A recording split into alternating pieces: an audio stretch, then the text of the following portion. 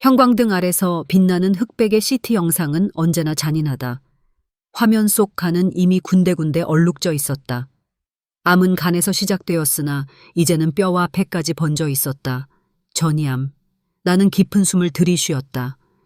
의사로서 이 영상을 마주한 순간은 수없이 많았지만 환자의 인생까지 무게로 다가오는 순간은 언제나 낯설었다. 보고서를 손에 쥔 채 나는 생각했다. 이 결과를 어떻게 말해야 할까? 또 한 사람의 인생이 무너지는 순간을 나는 어떻게 감당해야 할까? 그는 60대 중반의 남자였다. 회장님. 이름 석자보다 회장님이라는 호칭이 먼저 따라붙는 사람. 대기업을 일구고 수많은 사람을 거느리며 세상에 흔들리지 않을 것 같은 카리스마를 풍기던 남자였다. 하지만 진료실 문을 열고 들어온 그는 다른 어떤 환자보다 작아 보였다. 검게 반짝이는 양복, 단정한 머리, 그러나 그 눈동자 속에는 깊은 두려움이 깃들어 있었다. 의사 선생, 제 병이 그리 나쁩니까?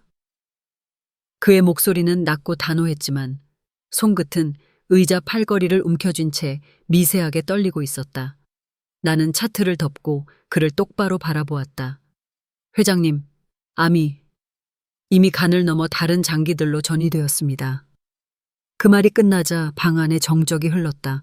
그는 한참 동안 아무 말도 하지 않았다. 그리고 마침내 낮게 중얼거렸다. 이 나이에 이 모든 걸 이룬 게 무슨 소용이란 말인가. 나는 순간적으로 가슴이 먹먹해졌다. 그가 단순히 환자가 아니라 한 시대를 살아온 인간이라는 사실이 무겁게 다가왔다. 진료실 문이 닫히자 나는 잠시 손끝을 주무르며 그의 표정을 떠올렸다.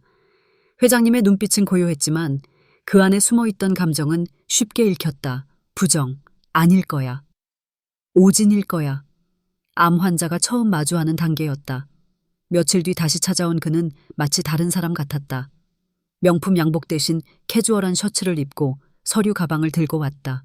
그는 차트를 보지도 않은 채 말했다. 선생, 내가 해외에서 제법 이름난 의사를 알고 있어. 거긴 새로운 치료법이 많다더군. 혹시 내 결과가 잘못된 건 아닐까? 다시 검사해보면 어때? MRI도, PET도, 뭐든 다. 나는 그의 눈을 보며 조용히 고개를 저었다. 회장님, 이미 충분히 정밀하게 확인했습니다. 다른 병원에서 다시 보셔도 결론은 같을 겁니다. 그는 입술을 깨물었다. 그리고 마치 어린아이처럼 버텼다. 아니, 난 그렇게 쉽게 무너지지 않아. 내가 이 자리에 오르기 위해 얼마나 싸웠는지 아시오? 암 따위 돈이면 다 고칠 수 있지 않나. 그의 말은 단호했지만 나는 그 안에서 두려움이 뒤섞인 절규를 들을 수 있었다. 돈으로 모든 걸 해결해온 삶. 그러나 이번만은 돈으로도 막을 수 없는 절대적인 적을 만난 것이다. 나는 천천히 말을 이었다. 치료 방법은 있습니다. 다만 완치가 아니라 시간을 벌 수 있는 치료입니다. 그는 순간 눈썹을 찌푸렸다. 시간을 번다니. 난 시간을 사본 적이 없어. 언제나 시간이 날 따라왔지. 그 말에 나는 잠시 침묵했다. 의사라는 직업이 주는 무력감이 밀려왔다. 환자의 눈앞에 시간을 내어놓을 수 없는 현실. 며칠 뒤 회장님은 다시 찾아왔다. 이번엔 더 공격적이었다. 선생, 당신은 내 병을 너무 단정짓는 거 아닌가? 젊은 의사들이 늘 그렇지. 교과서대로만 말하고 가능성을 보지 않아. 난 내 인생 내 방식대로 싸울 거요. 그 순간 내 마음도 흔들렸다. 그의 목소리에는 아직 꺼지지 않은 힘이 있었다. 그러나 그 힘은 곧 벽이 되어 나를 밀어냈다. 나는 깊은 호흡을 한 뒤 담담히 말했다. 회장님, 부정하셔도 괜찮습니다. 하지만 부정을 오래 붙잡고 있으면 정작 중요한 순간을 놓치게 됩니다. 그는 한동안 내 눈을 응시하다가 낮게 웃음을 터뜨렸다. 내 앞에서 이렇게 담담히 말한 사람은 없었지. 대부분은 나를 설득하기보다 나의 기분을 맞추려 했어. 나는 그 웃음 뒤에 숨은 쓸쓸함을 보았다. 그는 강해 보였지만 사실 누구보다 외로운 사람이었다. 가족도 자식도 없는 삶. 마지막에 그의 곁을 지켜줄 사람은 아마 나 같은 의사뿐일 것이다. 그날 밤 퇴근길에 나는 그의 말을 떠올렸다. 난 시간을 사본 적이 없소. 어쩌면 그는 지금 생애 처음으로 시간을 원하고 있는지도 모른다. 돈으로도 살 수 없는 마지막 시간들을. 나는 그때부터 그의 치료만이 아니라 그의 삶까지 함께 돌보아야 한다는 책임감을 느끼기 시작했다. 진료실 밖 대기실에서부터 그의 기침 소리가 들려왔다. 거칠고 오래된 기관지처럼 쓸린 기침. 폐로 이미 전이가 된 탓이었다. 선생. 문을 열고 들어온 그는 피곤한 기색을 감추지 못한 채 의자에 앉았다. 며칠 사이에 눈밑이 더 꺼져 있었다. 나는 조심스럽게 차트를 열었다. 회장님, 결과가 나왔습니다. 항암제 반응 가능성은 있지만 부작용이 상당할 겁니다. 그는 고개를 들었다. 부작용이라니? 체중이 빠지고 머리카락이 빠질 수 있습니다. 식사도 힘들어지실 겁니다. 무엇보다 회장님 체력이 버텨주지 못할 가능성이 큽니다. 그는 씁쓸하게 웃었다. 내 인생이 다 부작용 투성이 아니었나. 성공하려면 잃어야 했지. 가정도 친구도 다 떠나보내고 얻은 게 이 자리야. 나는 순간 말을 잃었다. 그가 던진 그 한마디에 삶의 결이 고스란히 묻어 있었기 때문이다. 모든 걸 쥔 듯 보였지만 정작 손에 남은 건 아무것도 없는 빈자리. 그렇다면 항암을 해보겠습니다. 그는 단호히 말했다. 회장님, 잠시만요. 나는 그를 똑바로 바라보았다. 지금부터는 단순히 싸움이 아닙니다. 삶의 질을 지키느냐 아니면 시간을 조금 더 버느냐의 선택이 될 수 있습니다. 그의 눈동자가 흔들렸다. 삶의 질이라. 나에겐 질보다 양이 더 중요했어. 더 많은 돈, 더 많은 권력, 더 많은 시간. 그런데 이제 와서 어떻게 살 것인가를 고민해야 한다니 참 아이러니로군. 잠시 침묵이 흘렀다. 나는 조심스레 물었다. 회장님께서는 마지막 시간을 어떻게 보내고 싶으십니까? 그는 눈을 감았다. 그리고 아주 오랜 침묵 끝에 중얼거렸다. 한 번쯤은 누군가의 곁에서 편안히 쉬고 싶군. 그 고백은 의외였다. 강철 같은 사업가, 거대한 회사를 세운 남자의 입에서 나온 말은 너무도 인간적이었다. 나는 그때 처음으로 그를 환자가 아니라 한 사람으로 느꼈다. 며칠 뒤 첫 항암 치료가 시작되었다. 간호사들이 바쁘게 움직였고 나는 그의 곁을 지켜보았다. 링거줄을 타고 천천히 흘러드는 약물. 그는 눈을 감고 침대에 누워 있었다. 선생. 그가 눈을 뜨더니 나를 바라보았다. 이게 얼마나 버틸 수 있게 해주지? 나는 솔직히 대답했다. 몇 달일 수도 있고 1년일 수도 있습니다. 하지만 장담은 못합니다. 그는 고개를 끄덕이며 미소를 지었다. 그래도 몇 달은 사는 거군. 몇 달. 그 몇 달 동안 내가 못 해본 걸 해볼 수도 있겠지? 네, 가능하십니다. 나는 답했지만 속으로는 알았다. 그에게 남은 시간은 생각보다 훨씬 짧을지도 모른다는 것을. 첫 항암은 예상보다 힘들었다. 그는 심한 구토에 시달렸고 손발은 떨렸다. 며칠 만에 체중이 빠지고 얼굴은 창백해졌다. 그러나 그는 한 번도 그만두겠다라는 말을 하지 않았다. 내가 버티는 건 단순히 내 욕심 때문이 아니오. 그가 어느 날 진료실에서 말했다. 누군가에게 처음이자 마지막으로 약속을 하고 싶어졌다. 나는 고개를 갸웃했다. 약속이라니요? 그는 미소를 지으며 내 눈을 똑바로 바라보았다. 선생, 당신 말이 맞소. 난 늘 혼자였지. 이제 남은 시간 동안 혼자가 아니라는 걸 느끼고 싶소. 그걸 당신이 함께 해줄 수 있겠소? 그의 말은 의사와 환자의 경계를 넘어선 것이었다. 나는 심장이 세차게 뛰는 것을 느꼈다. 의사로서 지켜야 할 선, 그러나 인간으로서 흔들리는 마음. 그 순간 나는 알았다. 이 사람은 단순한 환자가 아니라 이제 내 삶에도 발자국을 남길 존재라는 것을. 첫 번째 항암 치료가 끝난 후 회장님의 몸은 눈에 띄게 쇠약해졌다.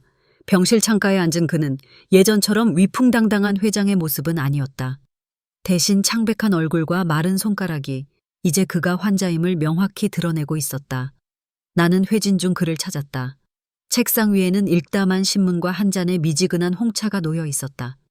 그는 창밖을 바라보다가 내 발소리에 고개를 돌렸다. 선생, 오늘은 날씨가 참 맑군. 목소리는 여전히 낮고 단단했지만 그 속에 피로가 묻어났다. 네, 가을이 깊어지고 있네요. 나는 미소를 지으며 그의 곁에 앉았다. 식사는 좀 하셨어요? 그는 고개를 저었다. 입맛이 없소.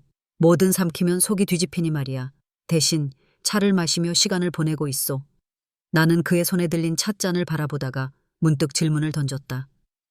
회장님, 원래 차를 좋아하셨나요? 그는 잠시 눈을 감았다가 대답했다. 사업이 바쁘던 시절엔 차를 마실 시간도 없었소. 늘 커피였지. 그런데 요즘은 조용히 앉아 차를 음미하는 시간이 좋더군. 마치 내 인생에서 처음으로 멈춤 버튼을 누른 듯한 기분이요. 나는 그의 말에 가슴이 저릿해졌다.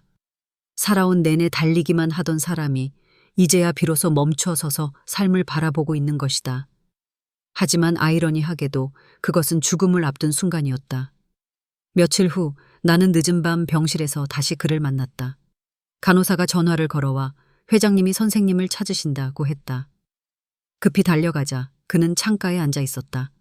달빛이 창을 타고 들어와 그의 어깨를 은은하게 비추고 있었다. 이 시간에 무슨 일이세요? 내가 다가가자 그는 천천히 미소 지었다. 잠이 오질 않소. 선생, 내 얘기를 좀 들어줄 수 있겠소? 나는 조용히 고개를 끄덕이고 그의 맞은편 의자에 앉았다.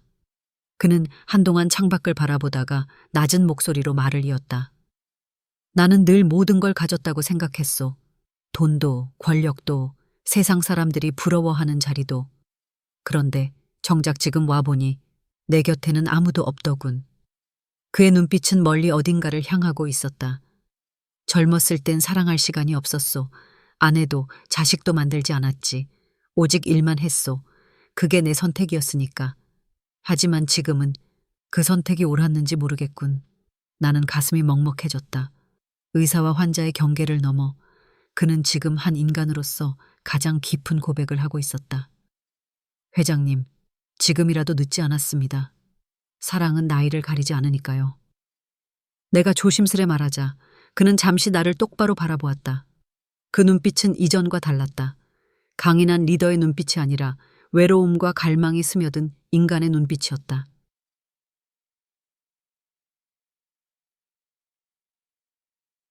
선생, 당신은 참 이상한 사람이요. 그는 피식 웃었다.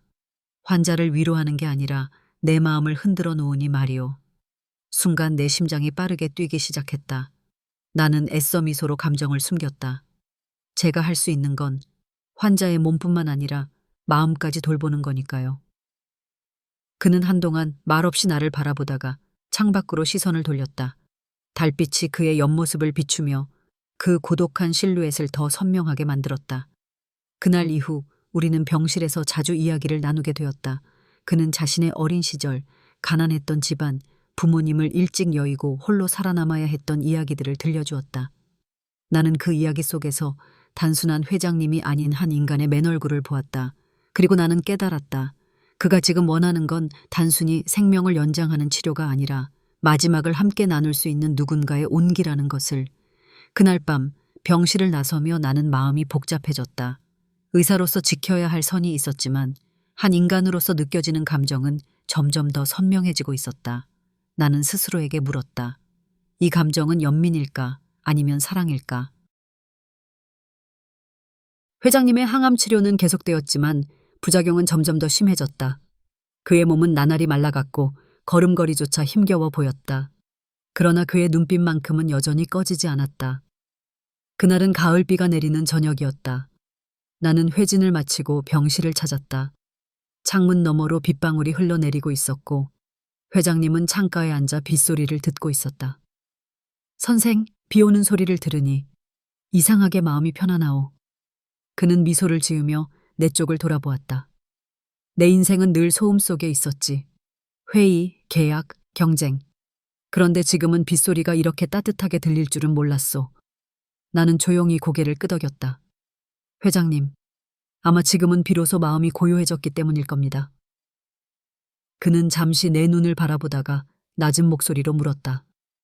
선생은 외롭지 않소? 예상치 못한 질문이었다. 나는 잠시 말을 잃었다가 솔직히 답했다. 네, 저도 외롭습니다. 의사라는 직업 때문에 사람을 많이 만나지만 진짜 마음을 터놓을 상대는 많지 않으니까요. 그는 고개를 끄덕이며 씁쓸하게 웃었다. 그렇군. 나와 비슷하구만. 사람들로 둘러싸여도 결국 혼자인 건 같소. 순간 우리 사이에는 설명하기 어려운 공감이 흘렀다. 서로의 고독이 마치 거울처럼 비춰지고 있었다. 며칠 뒤 그는 휠체어를 타고 정원에 나가고 싶다고 했다. 나는 간호사와 함께 그를 정원으로 데려갔다. 늦가을의 공기는 차가웠지만 하늘은 맑고 햇살은 부드러웠다. 그는 고개를 들어 하늘을 오래 바라보았다. 선생, 내가 이토록 하늘을 오래 본 게 언제였던가. 늘 책상 위에 보고서와 숫자만 들여다보며 살았지. 그런데 지금 보니 세상은 참 아름답구만. 나는 그의 옆에 앉아 조용히 하늘을 함께 바라보았다. 그 순간 마치 시간이 멈춘 듯한 고요함이 우리를 감쌌다. 그가 불쑥 말을 꺼냈다. 만약 내가 젊었을 때 선생 같은 사람을 만났더라면 내 삶은 조금 달라졌을지도 모르지. 그의 목소리에는 아쉬움과 동시에 따뜻함이 담겨 있었다. 내 가슴은 순간적으로 두근거렸다. 의사와 환자의 관계를 넘어 한 남자의 진심이 전해지는 듯했다. 밤이 되자 나는 다시 병실을 찾았다. 그는 피곤했는지 누워 있었지만 내가 들어서자 천천히 눈을 떴다. 선생, 오늘 고마웠소. 정원에 데려다 준 거. 저도 좋았습니다. 회장님 덕분에 저도 잠시 숨을 고를 수 있었어요.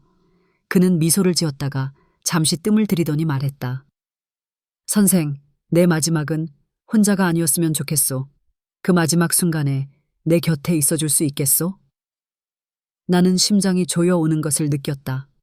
의사로서 대답해야 할지, 한 여자로서 대답해야 할지 순간 혼란스러웠다. 하지만 내 입술은 이미 대답을 내고 있었다. 네, 제가 곁에 있겠습니다.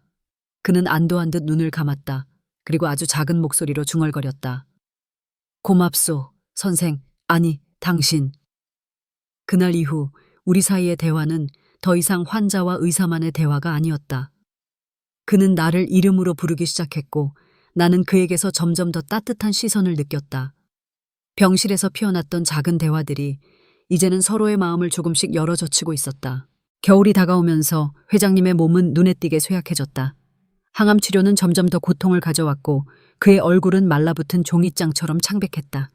나는 매일 병실을 돌며 그의 상태를 확인했지만 차트의 수치가 보여주는 건 점점 더 나빠지는 수치뿐이었다. 그럼에도 그는 의외로 담담했다. 선생, 인간이란 게 참 우습소. 나는 평생 미래만 바라보고 살았는데 지금은 하루하루 아침이 오는 게 기적처럼 느껴지요. 나는 고개를 숙였다. 회장님, 치료가 힘드시면 중단하셔도 됩니다. 이제는 삶의 질을 지키는 것도 중요한 선택입니다. 그는 피곤한 눈을 가늘게 뜨며 나를 바라보았다. 그 말은 곧 포기하라는 거요? 나는 숨을 고르고 조심스레 답했다. 포기가 아니라 선택입니다. 남은 시간을 어떻게 살아가실지를 스스로 정하셔야 합니다. 그는 잠시 침묵하다가 빙긋 웃었다. 역시 당신은 내 기분을 맞춰주지 않는군. 그래서 더 믿음이 가오. 며칠 후 그는 갑작스러운 고열과 호흡 곤란으로 응급실에 실려갔다. 나는 새벽 내내 그의 곁에서 상태를 지켜보았다. 산소 마스크를 쓴 그는 의식이 희미했지만 손으로 내 소매를 꼭 붙잡고 있었다. 가진 마오. 그의 목소리는 거의 들리지 않을 정도로 작았지만 그 한마디는 내 심장을 깊게 파고들었다. 나는 그의 손을 잡은 채 속삭였다. 저 여기 있습니다. 절대 떠나지 않겠습니다. 그는 그제야 안도한 듯 눈을 감았다.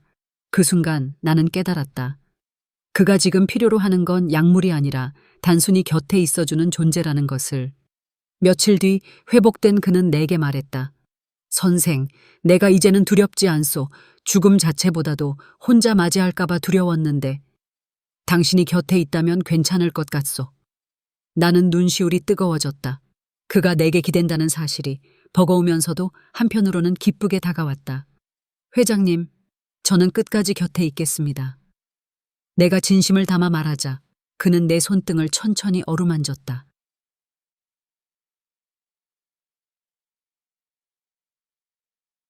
당신은 의사이기 전에 나에게는 기적 같은 사람이요. 그 말은 조용했지만 내 마음을 흔드는 데 충분했다. 나는 환자의 손길을 뿌리치지 못했다. 내 안에서 경계가 무너지고 있었다. 그날 밤 나는 집에 돌아와 스스로를 다그쳤다. 이건 의사로서의 선을 넘는 거야. 환자에게 감정을 이입하면 안 돼. 하지만 곧 또 다른 목소리가 속삭였다. 그는 환자이기 전에 한 사람이고 너 역시 의사이기 전에 한 사람이다. 나는 한참 동안 거울 앞에서 눈을 감고 서 있었다. 마음은 이미 답을 알고 있었다. 다음 날 병실에 들어서자 그는 창가에 앉아 있었다. 겨울 햇살이 그의 옆모습을 감싸고 있었다. 그가 나를 보며 조용히 웃었다. 당신이 오니 겨울 햇살도 따뜻하게 느껴지는군. 나는 더 이상 그 말에 대답하지 못했다. 대신 그의 곁에 앉아 말없이 손을 잡아 주었다. 그 순간 말보다 더 깊은 대화가 오가고 있었다. 희망과 포기의 경계에서 우리는 서로를 붙잡고 있었다. 그는 점점 쇠약해져 갔지만 나는 점점 더 그에게 가까워졌다. 그리고 마침내 나는 인정할 수밖에 없었다. 이 감정은 연민이 아니라 사랑이었다. 겨울은 깊어가고 회장님의 몸은 점점 더 쇠약해졌다. 그의 걸음은 이미 스스로를 지탱하기 어려웠고 대부분의 시간을 침대에 누워 지냈다. 그러나 그 눈빛만은 여전히 살아있었다. 어느 날 나는 늦은 저녁 병실을 찾았다. 그는 창문을 바라보다가 천천히 내게 시선을 돌렸다. 오늘은 별이 참 많군. 나는 창밖을 보았다. 겨울 하늘 가득 별빛이 소리 없이 흩어져 있었다. 회장님, 별을 자주 보셨나요? 내 질문에 그는 고개를 저었다. 아니요, 내겐 별을 볼 시간이 없었지. 늘 실내, 늘 전등, 늘 숫자와 서류뿐. 지금 와서야 이렇게 하늘을 보는구려. 그는 잠시 침묵하다가 내 손을 조심스럽게 잡았다. 그 손은 이미 차갑고 말랐지만 그 온기는 분명 전해졌다. 선생, 당신과 함께라서 별이 더 빛나 보이는군. 순간 내 심장은 크게 요동쳤다. 의사로서의 선을 지키려 애써왔지만 이제는 더 이상 부정할 수 없었다. 그의 말은 환자의 외로움이 아닌 한 남자의 진심이었다. 나는 그의 손을 꼭 잡으며 조용히 대답했다. 저도 회장님 덕분에 제 삶이 달라지고 있습니다. 그의 눈동자가 반짝였다. 정말인가요? 내가 누군가의 삶에 의미가 될 수 있다니. 이 나이에 처음 듣는 말이요. 며칠 후 그는 상태가 조금 나아진 듯 보였다. 나는 그와 함께 병원 옥상에 올랐다. 눈이 소복이 쌓인 옥상에서 그는 휠체어에 앉아 하늘을 올려다보았다. 선생, 이 세상에서 가장 부러운 게 뭔지 아시오? 그의 물음에 나는 잠시 생각하다가 고개를 저었다. 가족이요. 나에겐 없었지만 다른 이들에겐 너무도 당연히 있는 것. 아내와 자식, 손주들. 함께 웃고 다투고 기억을 쌓는 것. 그게 가장 부럽소. 나는 순간 목이 메었다. 그가 평생 쫓던 건 돈과 권력이었지만 정작 마지막에 갈망한 건 가장 단순한 행복이었다. 회장님, 지금이라도 가족을 가질 수 있습니다. 내가 조심스레 말하자 그는 고개를 들어 나를 똑바로 바라보았다. 혹시 당신 말이오? 그 눈빛은 뜨겁고 진지했다. 나는 대답하지 못했다. 대신 그의 손을 다시 잡아주었다. 그 순간 우리는 서로의 마음을 확인했다. 그날 밤 병실은 조용했다. 나는 퇴근하지 않고 그의 곁에 남아 있었다. 그는 힘겹게 눈을 뜨며 속삭였다. 당신이 곁에 있다는 게 나를 살게 하오. 아무리 몸이 무너져도 마음은 지금 가장 충만하오. 나는 눈가가 젖어드는 걸 숨기지 못한 채 그의 이마에 손을 얹었다. 저도 회장님과 함께하는 지금이 제 인생에서 가장 의미 있는 시간이에요. 그는 미소를 지으며 내 손을 가만히 잡았다.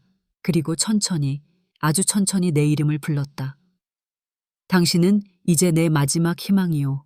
그날 이후 우리의 관계는 더 이상 감출 수 없는 사랑이었다. 환자와 의사의 경계를 넘어 두 사람은 서로의 고독을 메워주고 있었다. 그는 죽음을 앞두고 있었지만 동시에 처음으로 사랑을 경험하고 있었다. 나는 의사로서의 나를 내려놓고 한 여자로서 그의 곁에 있었다.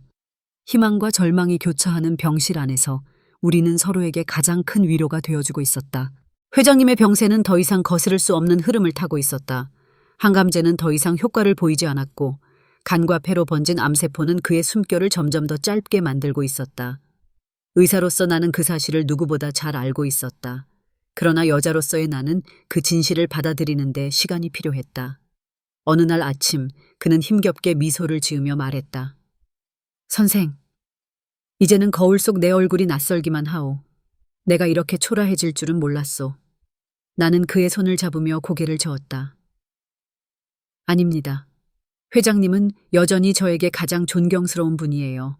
어떤 모습이든 제겐 변하지 않습니다. 그는 눈을 감았다가 천천히 떴다. 내가 두려운 건 아픔이 아니오. 당신을 두고 떠난다는 게 두려울 뿐. 그 말에 나는 가슴이 저려왔다. 나는 차마 눈물을 삼키지 못하고 그의 가슴에 얼굴을 묻었다. 저도 두렵습니다. 하지만 회장님은 언제나 제 안에서 살아계실 거예요. 며칠 뒤 그는 작은 부탁을 했다. 선생, 내 마지막 시간을 병실이 아닌 곳에서 보내고 싶소. 바람과 햇빛, 그리고 당신이 함께하는 곳에서. 나는 주치의로서의 책임 때문에 망설였지만 결국 그의 뜻을 따르기로 했다. 우리는 조용한 요양병동의 정원으로 자리를 옮겼다. 가을 끝자락의 햇살은 따스했고 바람은 부드럽게 그의 머리칼을 스쳤다. 그는 휠체어에 앉아 하늘을 바라보았다. 선생, 저 하늘 참 넓구려. 내가 평생 좁은 세상 안에서 살았다는 걸 이제야 알겠소. 나는 그의 옆에 앉아 하늘을 함께 올려다보았다.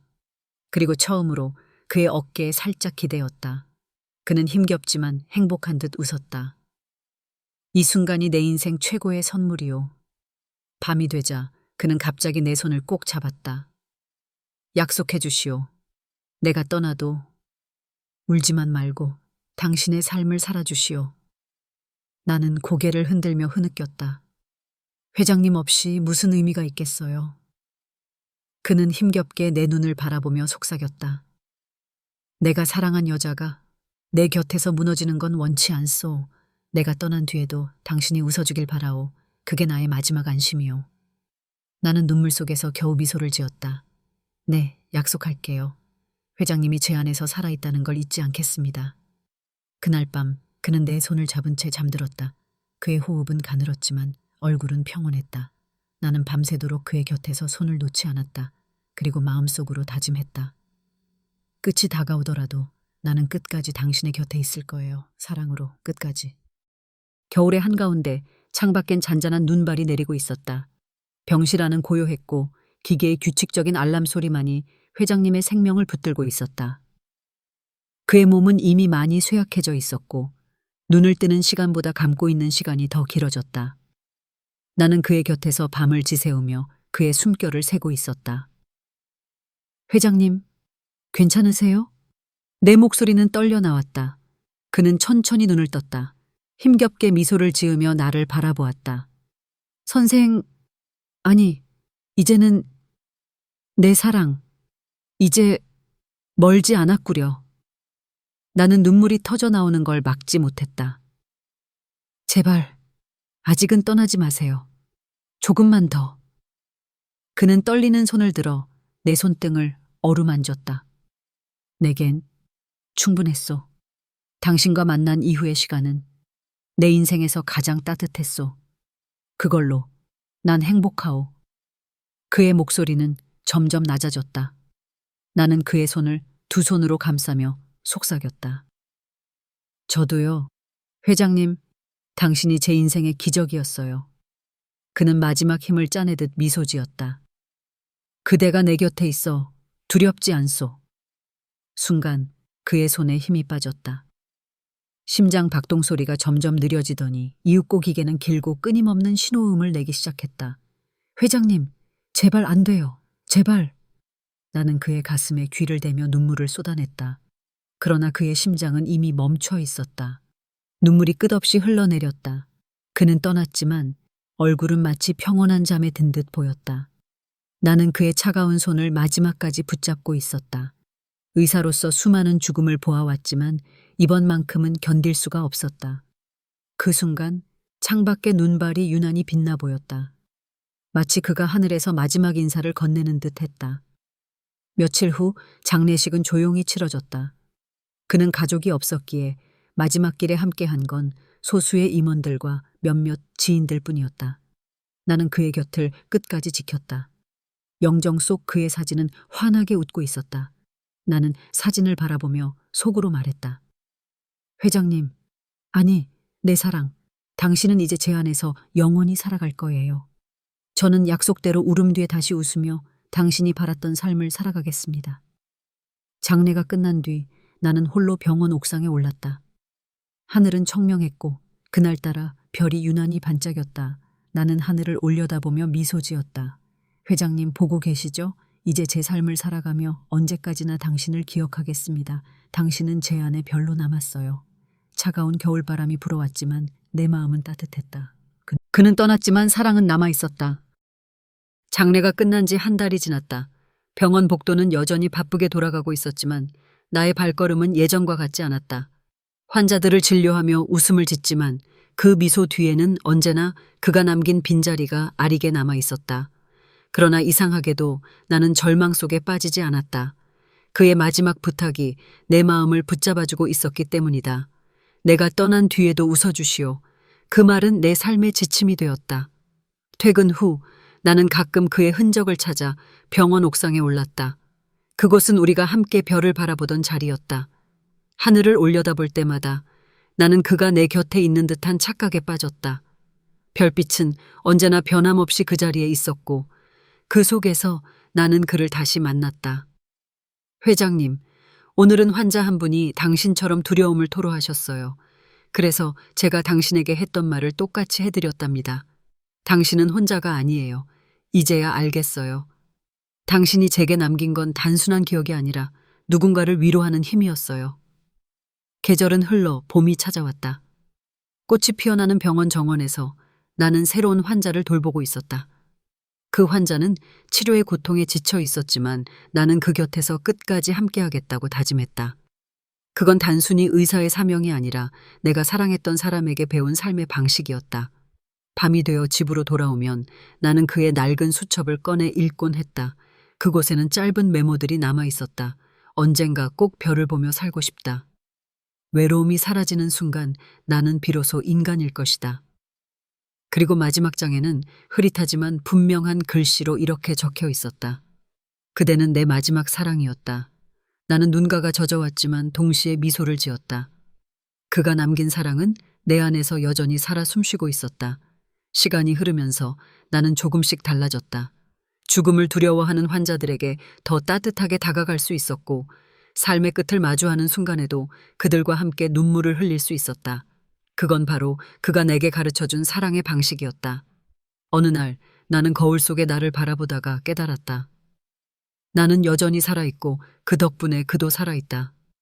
밤하늘의 별이 총총히 빛나던 어느 날 나는 창문을 열고 조용히 속삭였다. 회장님, 아니, 내 사랑. 당신은 떠났지만 제 삶은 여전히 당신으로 가득 차 있어요. 앞으로도 당신이 바란 대로 웃으며 살아갈게요. 그게 제가 할 수 있는 가장 큰 사랑이니까요. 바람이 불어와 커튼을 흔들었다. 그 순간 마치 그의 대답이 들려오는 듯했다. 고맙소, 내 사랑. 나는 하늘을 올려다보며 눈물이 아닌 미소를 지었다. 별빛 속에서 그는 여전히 내 곁에 있었다. 에필로그 그의 죽음은 끝이 아니었다. 그가 남긴 사랑과 기억은 나의 삶 속에서 계속 이어지고 있었다. 나는 여전히 환자들을 돌보는 의사였지만 이제는 그 이상이었다. 누군가의 고통과 외로움 속에 손을 내밀 수 있는 사람, 그리고 사랑을 전할 수 있는 사람으로 살아가고 있었다.